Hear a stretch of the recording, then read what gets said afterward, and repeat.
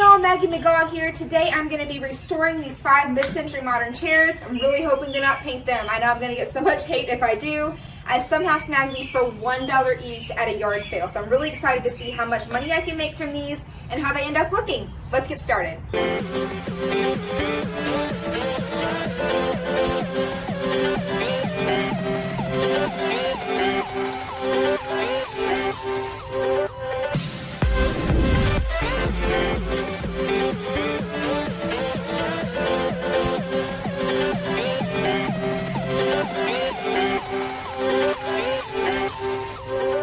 First things first, I'm going to flip these chairs upside down and remove the cushion. Makes it a lot easier, trust me, and it's super easy to do.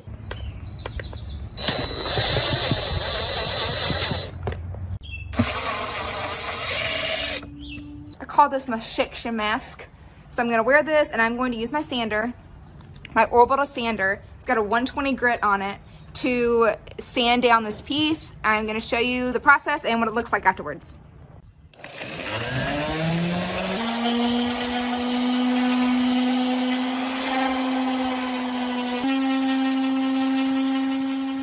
Here's the before, and here's the after. I clearly need to touch up some spots, and I'll show you how to do that now.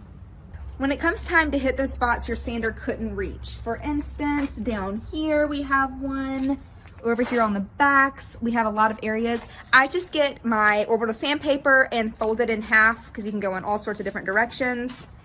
And I just go up and down. And that's gonna reach those spots that your sander just could not reach.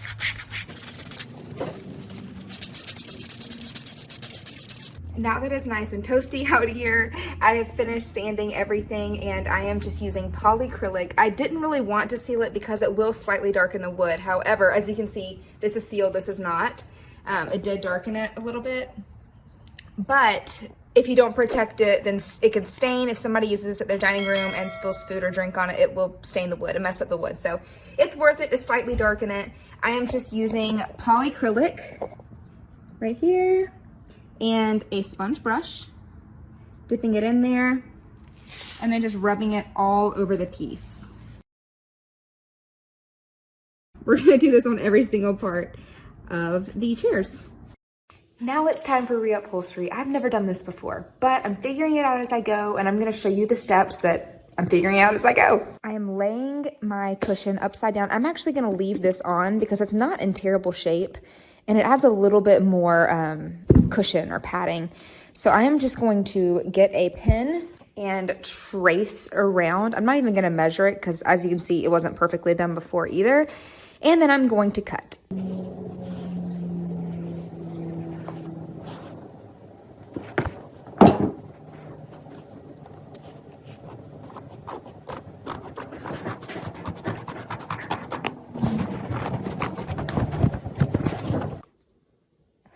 Okay, the good news is that it's kind of like wrapping a present. This is ridiculous. There we go. It's kind of like wrapping a present, but it doesn't matter what the bottom looks like. So I am just going to lay it on the fabric, fold it over, and use my staple gun to pull it as tight as I possibly can and staple in this. And then I'm just going to figure it out as I go and fold it around.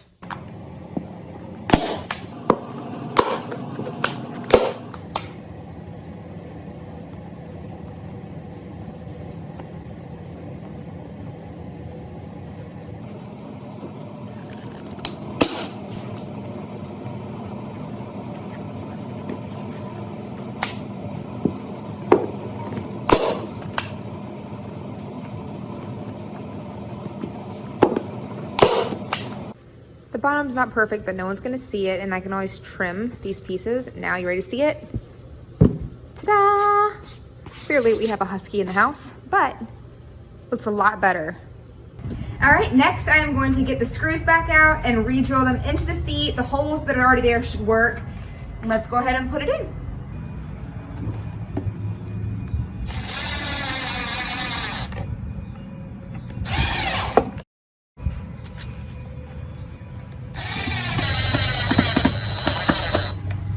Now they are all done. They have these navy blue, grayish cushions on the bottom. They've been restored to natural wood. Keep in mind, the wood's not going to be perfect because it's green, so it's not going to be this fake veneer look. It's going to have different colors and tones to it, and that's okay.